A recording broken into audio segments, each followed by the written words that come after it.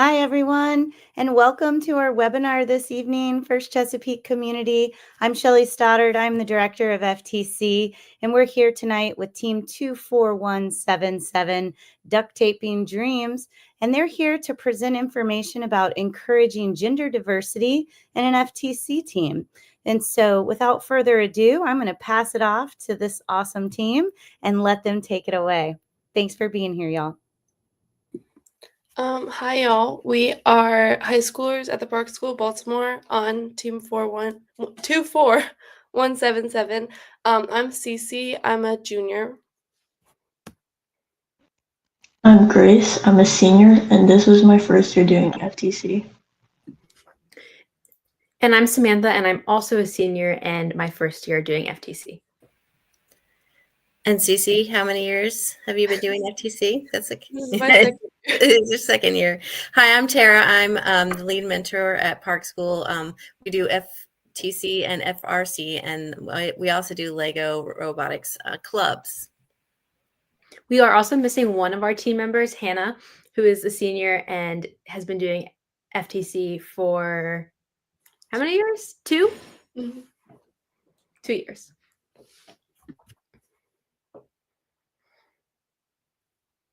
Okay, so our team's origin. Originally, there was a team at our school founded by 8th graders in 2019, which was also focused on encouraging gender diversity in robotics. And it started with a different number. It was 16922, and they were called the Queen Bees.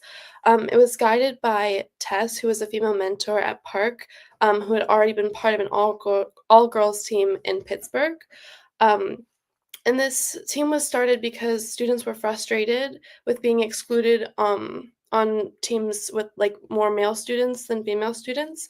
And this was something that we also felt in the high school in 2023 when Sammy reestablished this team as a senior with a new number. So in this picture, it goes Sammy, Hannah, and then myself. This was our team in 2023. So why a girls and non-binary team? First of all, it's a smaller team, which allows us to get more hands-on experience in different fields of robotics, as opposed to on a bigger team where you might work in like the programming team or the electrical team. Here we get to have like a broader range of responsibilities on the team, so we learn like a lot more. We also have female mentors and leads, which takes away the like gender power dynamic, and it makes us feel less afraid to make mistakes because of that. There's also a mutual understanding that like we're included regardless of experience level. Like when I started, I had no experience whatsoever, and I've learned a lot in the past 2 years. And it's also just an opportunity for more team and individual growth because there are a few of us all working together. And there's also several reasons why we are an FTC team instead of an FRC team. First of all, FTC is not as high stakes as FRC, as it has robots that are like easier to manage and operate on a smaller scale. And this makes FTC a great option for students who may have like other commitments, such as other school clubs or those who play sports after school. Because it like demands less time and just requires fewer team members overall. And additionally, it's also more affordable and less expensive, especially for those just getting started in robotics. Parts are usually cheaper than FRC parts, and you can reuse a lot of parts from like previous years. And FTC can also serve as like an excellent stepping stone to FRC because it helps students build the same foundational but essential skills, such as understanding how like a basic system functions, identifying necessary components, and also learning how to troubleshoot issues that arise. And also something that's important in FRC is knowing how to like CAD like a model of your robot. And this year in FTC, we were able to CAD our own pusher, as you can see in the top right corner. And that was like a really huge achievement for us. And that was like just like a new skill that we learned through FTC. And beyond technical skills, FTC also fosters confidence because it creates a safe space where students aren't afraid to make mistakes, even in like more complex environments. And for many students starting with FTC and then transitioning to an FRC team, allows them to take on larger roles in the FRC team, which can be like a meaningful step towards breaking barriers, especially for women pursuing paths in STEM.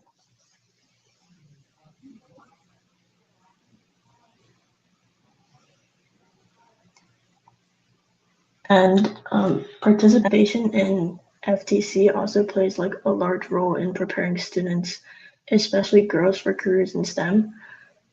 Because through like being in FTC and being on this team, our entire team has like gained valuable skills, like understanding the engineering design process, developing mechanical abilities, solving problems critically, and stepping into leadership roles. And the Sammy who created this team, they went to RIT and they were actually a runner-up for the first scholarship. So that was like that shows like how FTC can prepare you for like STEM careers. And also, I will be majoring in electrical engineering in college next fall. And also Hannah will be majoring in environmental engineering at Northeastern next fall.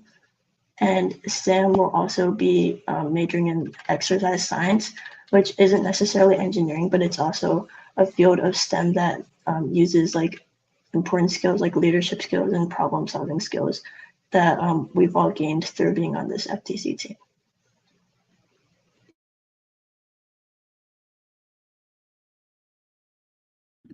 So there are several things that mentors can do to help foster success in these all-girls or non-binary FTC teams. One thing that we found super helpful was having a mentor kind of break down steps and guide us through the process, especially for someone like me who was brand new to it this year. So I didn't feel like I was like diving into the deep end with no idea of what I needed to do. So for example, I had the task of helping to build one of the linear slides on our robot, and I was able to do that because we were able to find like a resource book that had the step-by-step instructions to break it down and make it feel more manageable. One thing that our team had a little bit of trouble with at the beginning was like getting started. We had a general concept of what we wanted our robot to be able to do, what we wanted it to look like, but we weren't sure how to get from the idea to actually building it. And Tara suggested that we draw a scaled model, which you can see in the bottom left picture. So that's like the basis of our chassis. And once we drew that model, we were able to figure out what size pieces we needed to cut, how many, and like figure out some problems that we hadn't anticipated. So that really helped us get from the idea to like product. It's also, of course, super helpful for the mentors to be encouraging along the way. So celebrating achievements, even if it's minor. And also, we found that starting robotics in younger grades has also been super, like a great way to increase participation in the high school level. So we had the chance to mentor younger grades with the Lego robotics. And that's also a great way for us to be role models for younger students who may have this interest but aren't sure exactly how to get started. So it's a great way for them to see what they can do if they do end up getting involved in FTC. If you're just starting out building a team, mentors helping students find grants to help build their team and get funds for materials or other things that are necessary to have a successful team, that can also be super helpful.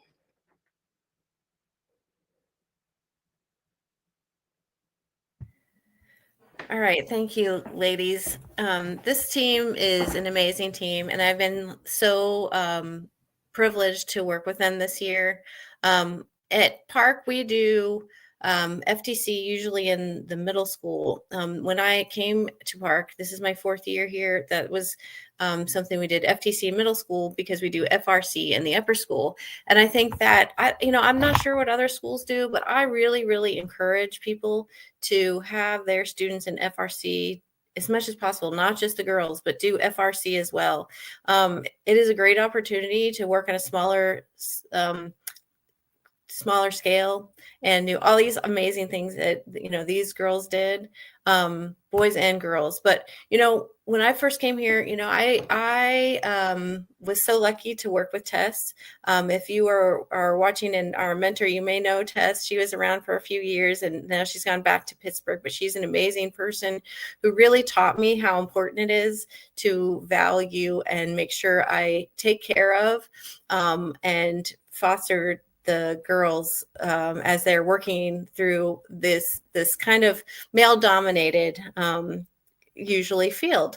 So I think it's really, really important that teams have a woman on some level to mentor. I'm really lucky.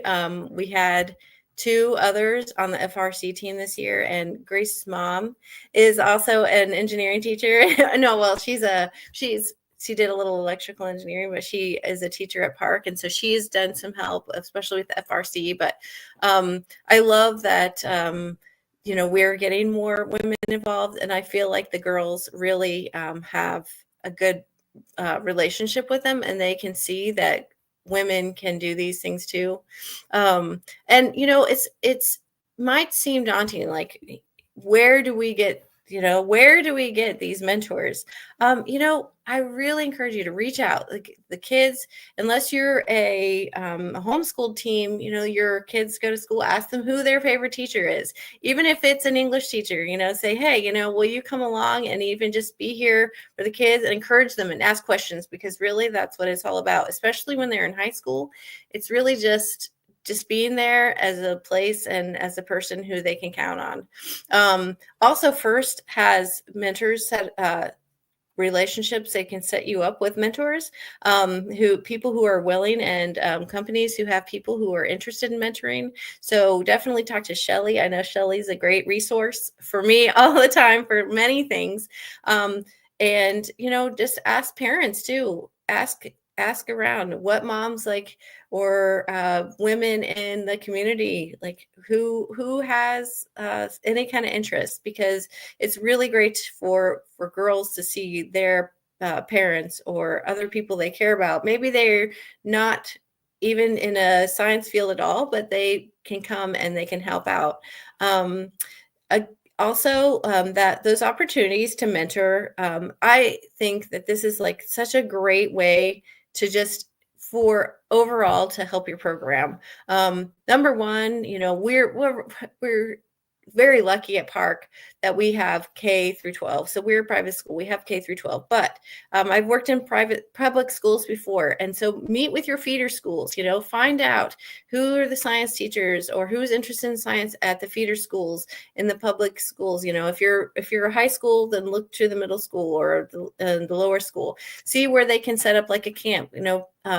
There's often grants, or even there's, parents can pay for after school opportunities. Take your girls over there, have them work with kids. It's great. It's great for those younger kids to have those female mentors and help.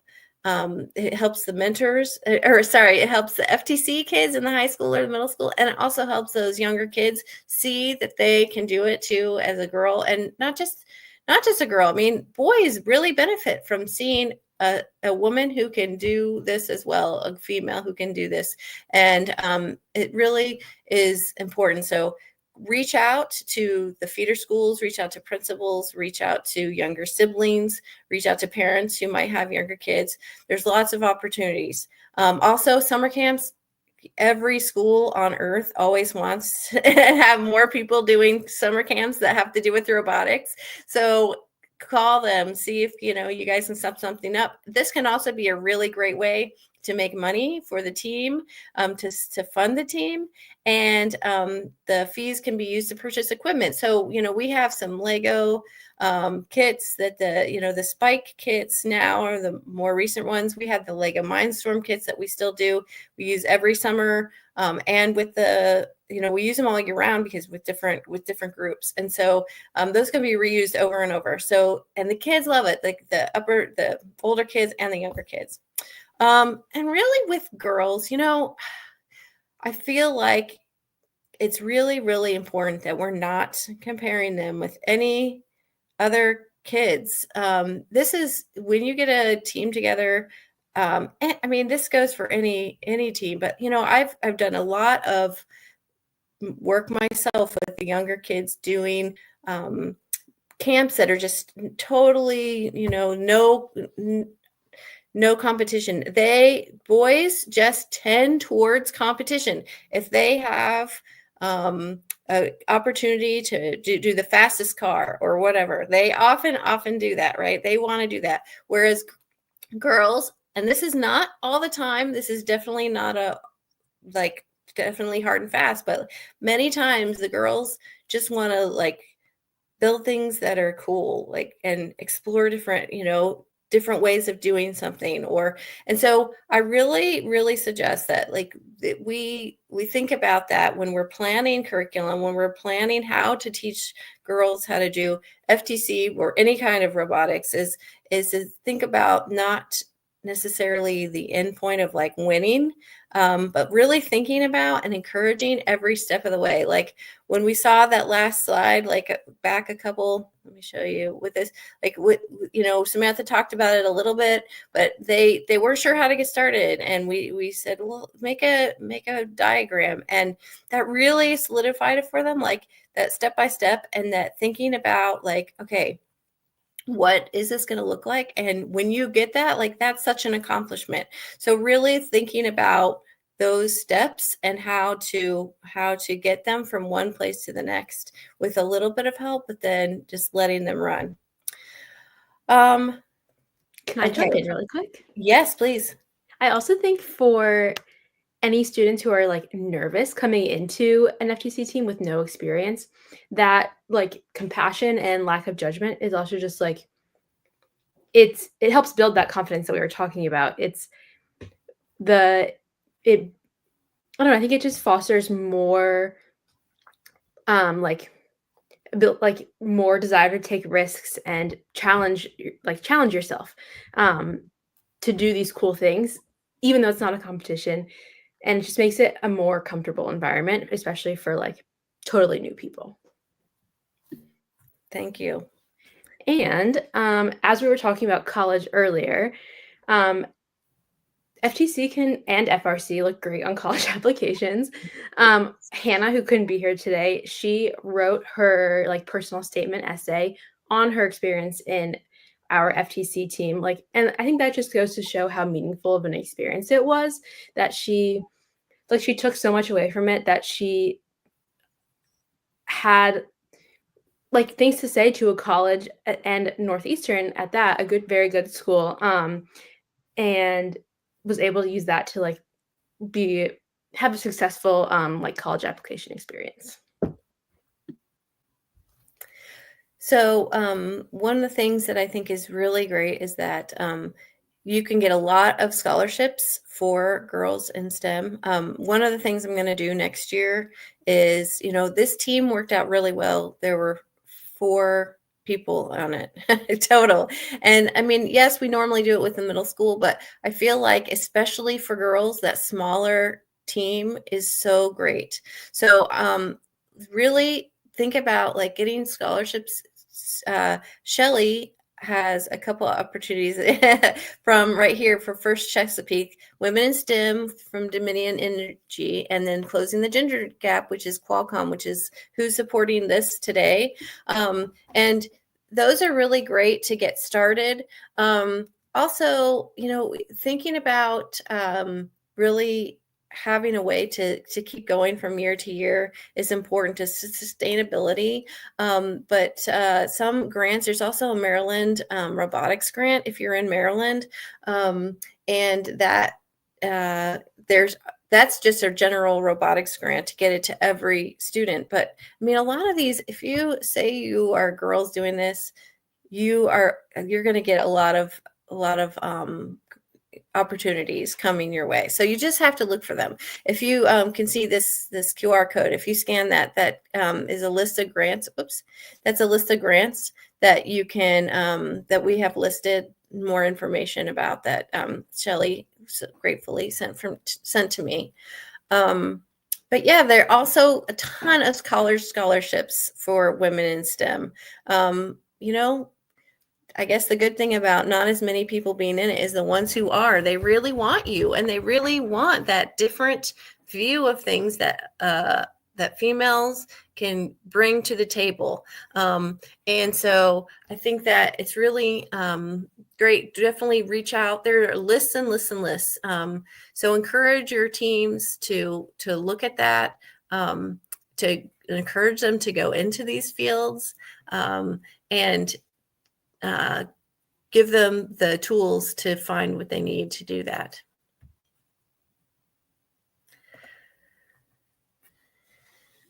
Okay, so that's the end of our official presentation, but we would like to take any questions you may have for any of the team members.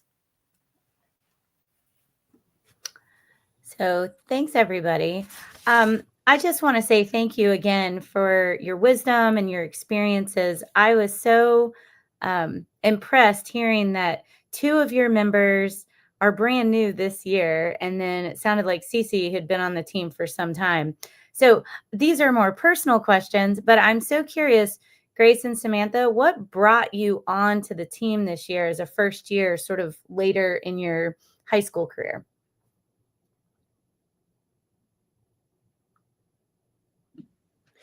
So if I'm going to be totally honest, Hannah had done a little bit of convincing. She had asked me in my junior year if I was interested, and I was like, yes, but also no, because I was nervous. And I think she had asked if I wanted to join FRC at the time, because I knew it was a bigger team, and I was like, I don't know anything at all coming into this.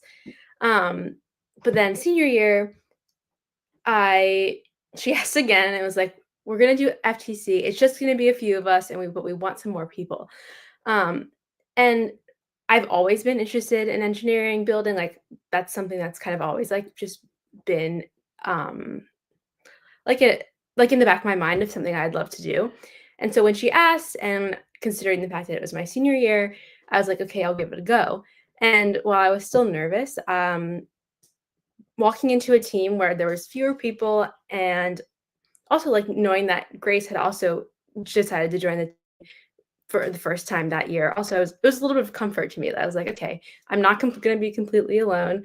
There's going to be people to guide me along the way. And like, Hannah was so excited that I joined, and I was like, these are people who are going to be encouraging and supporting. And like, I knew kind of like in the moment, like the first day I went, I was like, this is going to be a good experience. And for me, I came to Park in my junior year, so it's only been like my second year at the school. And in my junior year, I tried out joining the FRC team, and I joined the programming team.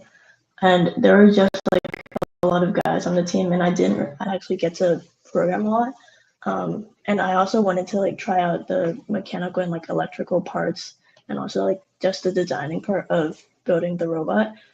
And Hannah just asked me like if I wanted to be a part of this smaller team with her and Cece, and I just like agreed because I thought it would be like a better experience for me, and I would like be able to take more away from this experience. And it turns out that I was right, and I'm like really glad that I did this.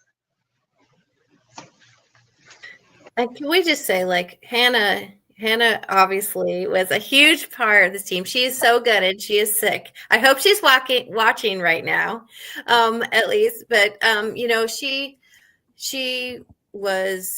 such a positive, wonderful person. She wanted to go into engineering. She's always wanted to, and she really did feel left out in the FRC team. I mean, this is something we really have to fight all over the place. I mean, it happens all the time, even at the best of schools and the best of conditions, that you know, the girls just don't feel like they have enough of a voice. And so I love the fact, like, I love this team. This team is just, I wish I had an opportunity like this when I was a kid. And I mean, I think that it would have changed a lot of things for me. So I'm like so grateful that they have this opportunity. And, you know, as a mentor, I barely did anything. They're like in their meeting late. Like, I was there if they needed me, but they're that one picture, I love that picture of Grace like on the floor. She wanted this thing to work so bad, and it was just so cool. Like the amount of energy that they put into this, and it's just so special. That's awesome. Well, I hear you guys saying a couple of things, because it sounds like recruiting from within, female to female recruitment made a really big difference. It sounds like having a smaller team made it feel safer and more welcoming, and having a female mentor made you feel like you had someone you could go to. And so those sound like the three kind of driving things that helped make it easier to form an all-female team. I do have a question. One of the things that you guys talked about in your slideshow, which really resonated for me, was the idea that it's so important to celebrate small achievements and to not focus so heavily on winning or, competing, like, oh, we got to win. And I really believe that that's core to the FIRST values and what FIRST really stands for. And so I'm curious, do you guys have any specific examples of like something that you celebrated this past season that maybe, wasn't a win on the competition field, but was really important to you as an individual or you all as a team? And that could be to anybody.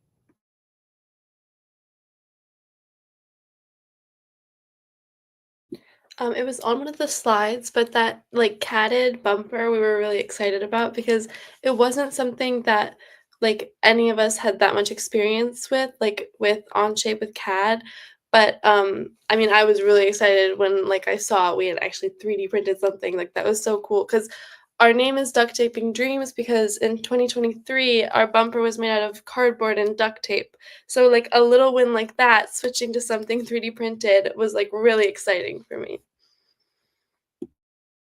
Another thing I thought of was on the last night before our competition, we stayed at school pretty late, trying to refine the auto section of hanging. This was hanging specimens on like the bar. We were there for hours, and we had finally gotten it to hang like two on at a time by like completely autonomously.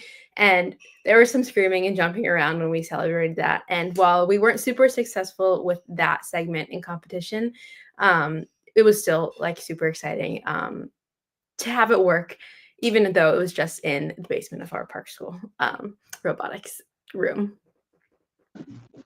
I also remember like the first time when we got our jaw working to pick up specimens from the ground. It was really exciting because we had just like had this idea in our mind for like a really long time about how we wanted the jaw to look like, and like seeing it come to life was like really exciting for us.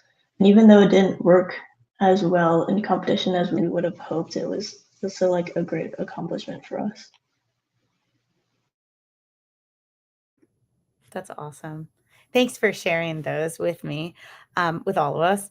So I think as we wrap up for the evening, let's assume that somebody watching is like, man, I really want to increase females on our team. Or, oh, I really wish we had a female mentor, but right now we don't. What is one piece of advice you guys would give to either a student who's looking to do something like what it sounded like Hannah did, or if you're like Miss Northcott and you're looking to recruit another female mentor, what's one piece of advice you would give?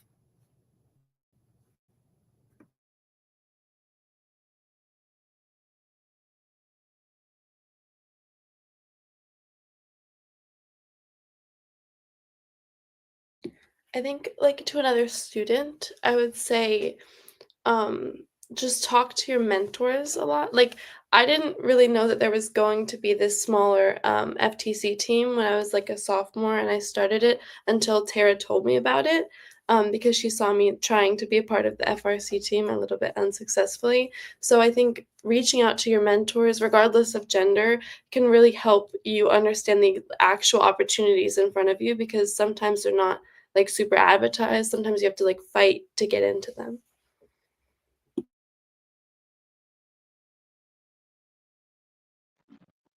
I would say for a mentor, it doesn't really matter if you have like the technical skills that's required for like building a full robot. Like you don't need to know how to like program everything and like wire and build everything, but just like being there for the students and just kind of acting like as emotional support for them can really help the students like just know that it's fine and like everything will like work out and they'll figure out all the problems that they have. I think is like important for like the students to have that feeling of comfort in like hard times. I think that is such a great reminder. I am an English teacher by trade. So, like, no STEM experience is needed, right? Like, the goal is just to give you guys the space to grow and find answers and be able to discover and be comfortable with things not working out and persevering. Like, that's such a great reminder. So I think so often people hear the word robotics and they're like, oh yeah, that's not me. I can't do that. And it's just simply not true. I didn't know that about you, Shelley, and I am an elementary teacher by trade. So There you go, friends. Everybody out there listening in, no STEM experience needed.